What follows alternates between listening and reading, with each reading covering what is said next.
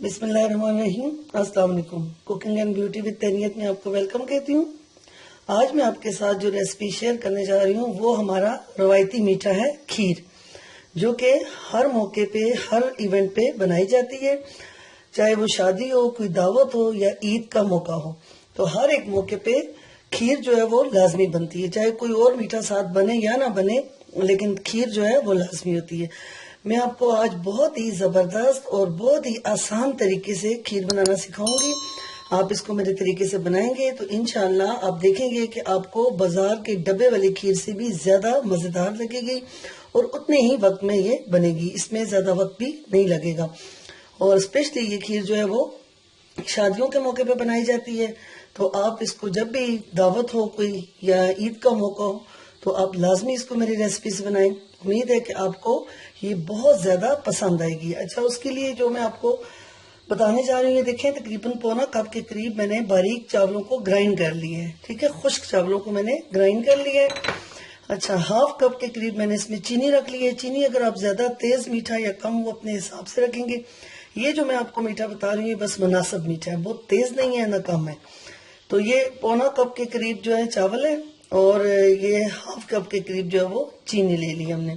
थोड़ा सा ये मैंने इसमें खोआ भी ऐड करेंगे। ये मेरा होममेड है, इसका लिंक मैंने डिस्क्रिप्शन में दिया है, आपने इसको जरूर देखना है और मेरे तरीके से आपने घर पे खोआ बनाना है। उसके अलावा थोड़े से हमने नट्स ले लिए हैं। देखें, हमने बादाम और पिस्ता ले लिए हैं और ये देखें हमने खुद ही ये नारियल को क्रश कर लिया। आप भी कोशिश करें कि इसको घर पे ही क्रश कर लिया करें, बाजार से ये घर वाला ज्यादा बेहतर रहता है। और तकरीबन 8 से 10 इलायची हम इसमें इस्तेमाल करेंगे। केवड़ा वाटर खुशबू के लिए अगर आपको पसंद है तो इस्तेमाल करें। उसके अलावा ये देखिए हमने 1.5 किलो के करीब जो है ये फुल क्रीम मिल्क जो है ये हमने देचकी में रख दिया और अब हम इसको चूल्हे पे रख रहे हैं। क्योंकि दूध जितना ज्यादा हल्की आंच पे आप इसको बॉयल करने के बाद चूल्हे पे रखेंगे तो उतना ही ज्यादा ये क्रीमी हो जाता है। अच्छा, दूध तो हमने चूल्हे पे रख दिया। अब सबसे पहले हम क्या करेंगे, इन चावलों को और चीनी को हम मिक्स करके बाकी चीजों के साथ ग्राइंड करेंगे। आप बिल्कुल मेरे तरीके से इसको करना है और आपने एंड तक मेरी रेसिपी को देखना है, इसको स्किप नहीं करना, ताकि आपकी खीर जबरदस्त और बहुत ही मजेदार बने। अच्छा, ये देखिए हमने ब्लेंडर जग ले लिया है। अब हमने हाफ चावल और हाफ चीनी जो है इस बाउल में हमने अलग कर दी है। अब हमने बाकी जो हाफ चावल है ये रह गए हैं, इनको हम ब्लेंडर जग में डालेंगे। हाफ चीनी जो है उसको भी ब्लेंडर जग में डालेंगे और उसके अलावा ये बादाम पिस्ता ये आधे जो है हम इसमें डाल देंगे, आधे हम गार्निशिंग के लिए छोड़ देंगे। इसी तरह हम अपना ये कोकोनट है ये देखें, इसको भी हम हाफ इसमें डाल देंगे और ये जो सब्ज इलायची है उनको भी हम इसमें डाल देंगे। अब इन सब चीजों को हम एक साथ अच्छी तरह इनको फिर से ग्राइंड कर लेते हैं।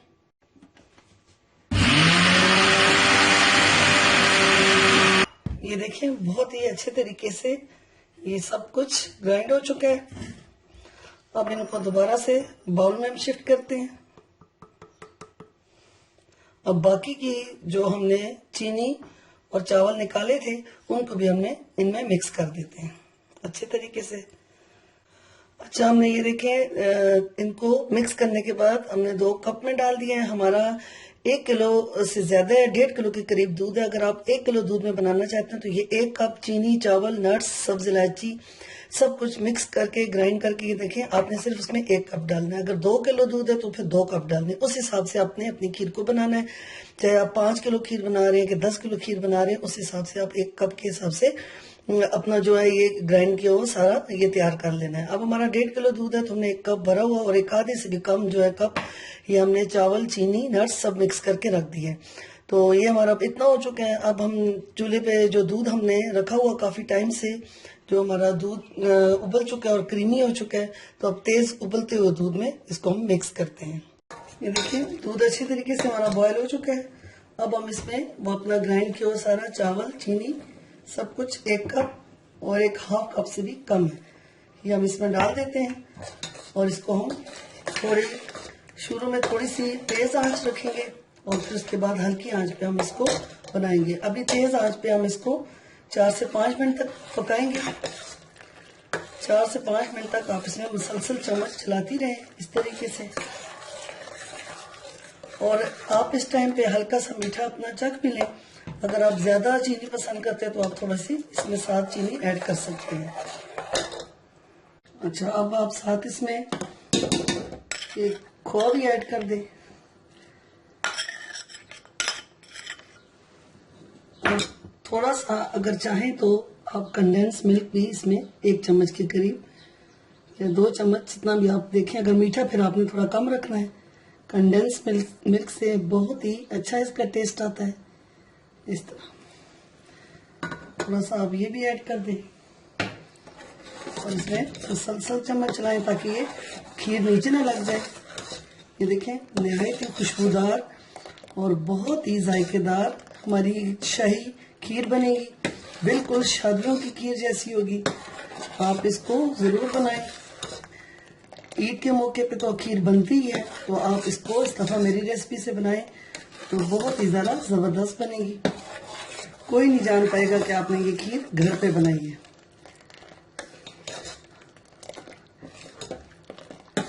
इसमें इस तरह मुसलसल चम्मच चलाएं।